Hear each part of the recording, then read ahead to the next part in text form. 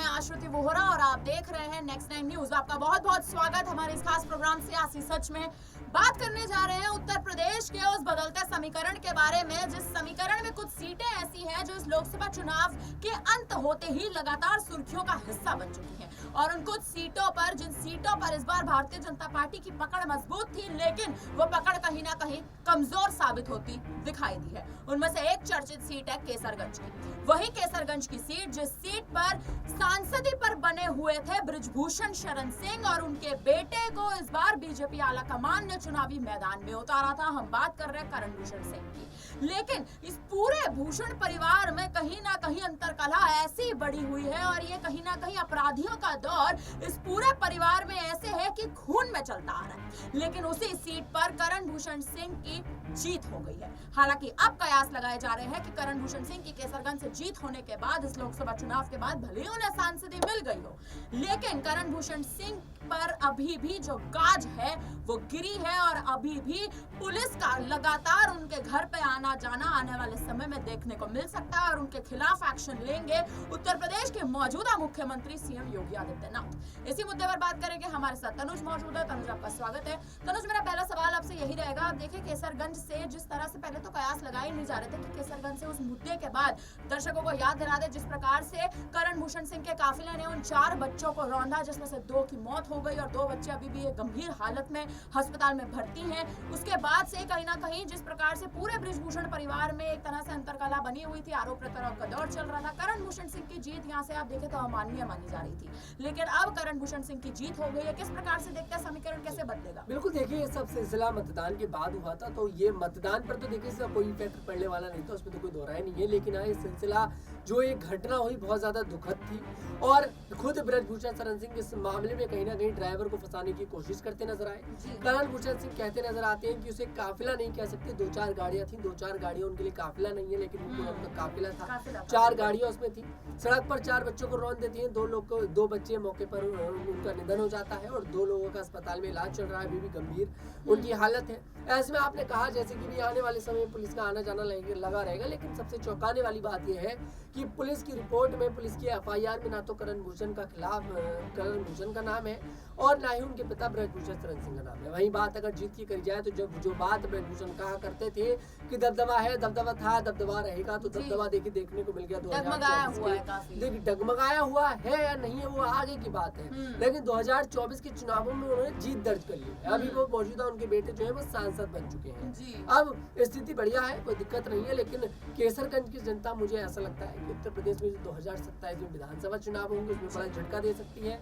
बाकी प्रशासन देखिए अपना काम करता नजर आ रहा है, कुछ भी कभी भी हो सकता है। बृजभूषण भी देखिए आप सभी को पता है, महिला पहलवानों के साथ यौन उत्पीड़न जैसे गंभीर मामलों के आरोप उन पर चलते आ रहे हैं, कोर्ट में समय पर उनकी पेशी हो रही है, तो कभी भी भूषण परिवार पर पुलिस की कोर्ट की गाज गिर सकती है। लेकिन आप देखिए तनुज, आपने जिस प्रकार से बात रखी कि दबदबा है, दबदबा था, दबदबा रहेगा, ये बात सच है। हालांकि आप देखिए केसरगंज से जीत भी दर्ज कर ली, लेकिन आप देखिए मतदान के बाद ये घटना हुई, जिस प्रकार से वो बच्चों को रौंदा गया, तो वोट तो मुझे लगता है कहीं से कहीं तक उसके बाद पलट नहीं सकते थे। पर प्रशासन पे बड़ा सवाल है। आप कह रहे हैं प्रशासन कहीं ना कहीं इसमें सक्रिय काम कर रहा है, लेकिन प्रशासन ने अभी तक आप देखिए करण भूषण के खिलाफ एफआईआर भी नहीं दर्ज की। अभी जो है वो हम प्रशासन पर उंगली नहीं उठा सकते, प्रशासन अपना काम करता नजर आ रहा है। ये वाकई में सवाल है कि आखिरकार करण भूषण का एफआईआर के अंदर नाम क्यों नहीं है, आखिरकार बृजभूषण का एफआईआर के अंदर नाम क्यों नहीं है। लेकिन देखिए यहाँ पर ये जो अभी बात निकलकर सामने आ रही है केसरगंज से, कहीं ना कहीं यूपी के मुख्यमंत्री योगी आदित्यनाथ इस मामले में बहुत ज्यादा एक्टिव नजर आ रहे हैं, मेहनत करते नजर आ रहे हैं पूरे में उत्तर प्रदेश में। और देखिए इस समय बात अगर करी जाए उत्तर प्रदेश में जो हाल इस बार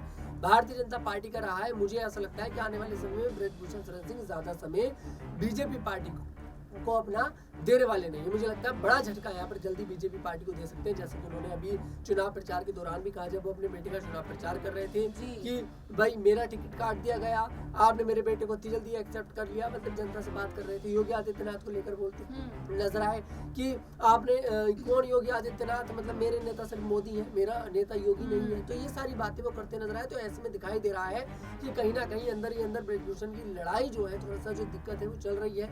योगी आदित्यनाथ केसरगंज में चुनाव प्रचार करने जाते हैं, करण भूषण का ब्रजभूषण स्टेज पर नजर नहीं आ रहे, ये भी एक अपमान वाली बात देखने को मिलती है। तो ऐसे में मुझे लगता है कि ब्रजभूषण शरण सिंह अब ज्यादा समय बीजेपी पार्टी के लिए अपना नहीं देंगे। तो क्या आपको ऐसा लगता है कि ब्रजभूषण शरण सिंह आने वाले समय में इस्तीफा सौंप सकता है? सांसद तो देखिए अब उन पर रही नहीं, लेकिन उनके परिवार में ही है, उनके बेटे पर ही, और बीजेपी आलाकमान का ऐसा कई बार देखने को मिलता है कि पिता दूसरी पार्टी में होते हैं, बेटा दूसरी पार्टी में होती है, बेटी दूसरी पार्टी में, जैसे स्वामी प्रसाद मौर्य आप स्वामी प्रसाद का जिक्र कर लीजिए, वो देखिए उनकी खुद की पार्टी है, उनकी बेटी बीजेपी में है, बेटा कांग्रेस में जाकर शामिल हो गया। तो ऐसे में अब अगर ब्रजभूषण झटका दे भी देंगे बीजेपी को, छोड़ भी देंगे, तो जरूरी नहीं कि उनका बेटा साथ छोड़े बीजेपी का।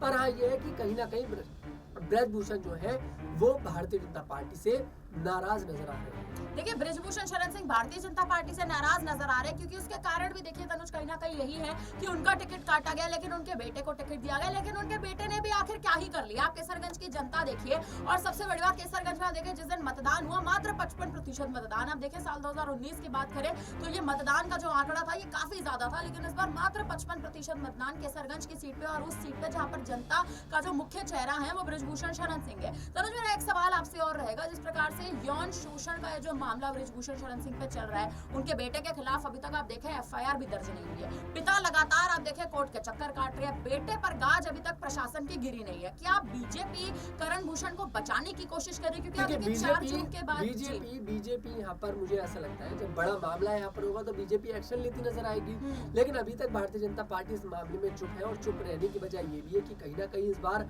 भारतीय जनता पार्टी के पास बहुमत नहीं है। भारतीय जनता पार्टी तो खुद इस बार एक असमंजसी स्थिति में बनी हुई है कि सरकार बनेगी या फिर नहीं बनेगी।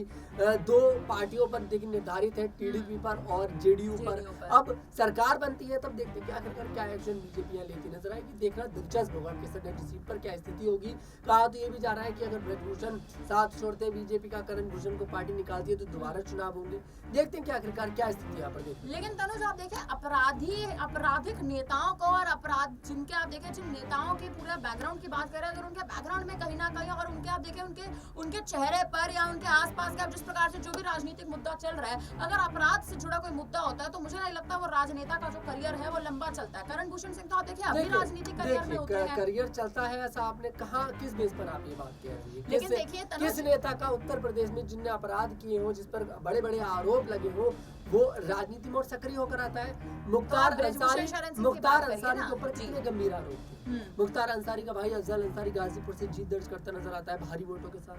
तो भारतीय जनता पार्टी आपको ऐसा लगता है कि भारतीय जनता पार्टी एक्शन नहीं लेती है नेताओं पर? देखिए भारतीय जनता पार्टी क्या कोई पार्टी अपने नेता पर एक्शन नहीं लेती है? कौन सी पार्टी अपने नेता पर एक्शन लेती है? लेकिन तनुज देखिए मुद्दा कहीं ना कहीं ये भी है कि आप आपराधिक नेताओं पर आखिर भरोसा करेंगे कब तक? जो सट्टा होता है ना, और सबसे राजनीति वाला सट्टा होता है, समझिए राजनीति वाला सट्टा होता है, सब पार्टियां लगाती है, पार्टियां ऐसे कैंडिडेट को उतारती है जो फाइनेंशियली भी स्ट्रॉन्ग हो, दम के साथ भी स्ट्रॉन्ग हो, और कहीं ना कहीं आसानी के साथ जीत भी दर्ज कर।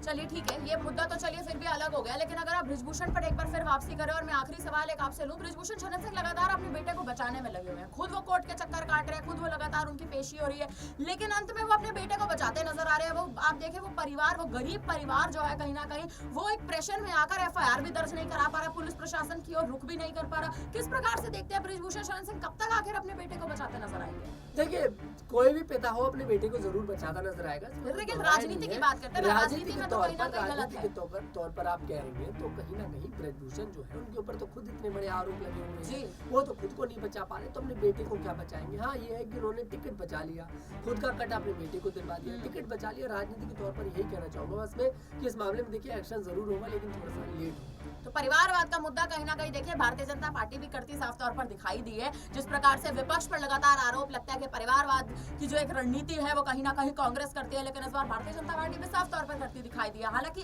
अब देखना ये होगा, और ये देखना बेहद दिलचस्प होगा कि क्या केसरगंज की सीट पर स्थिति जो है वो बदलती है, क्योंकि अभी के मौजूदा हालात देखें तो ब्रजभूषण शरण सिंह के बेटे करण भूषण सिंह वहां से चुनावी जीत दर्ज कर चुके हैं और बहुमत के साथ कहीं ना कहीं जीत दर्ज करे हैं, लेकिन क्या उनके चेहरे पर वोट दिया या फिर ब्रजभूषण के चेहरे पर जनता ने वोट दिया, ये बहुत बड़ा सवाल है। और ये पूरा जो आप देखें एक्सीडेंट का जो मामला कहीं ना कहीं करण भूषण सिंह से जो जुड़ा हुआ है, 4 बच्चों को रौंद के चले जाना, वो काफिले में कहीं ना कहीं उनके ना मौजूद होना, और उसके बाद भी करण भूषण सिंह का पूरे मामले में चुप्पी दर्ज करना।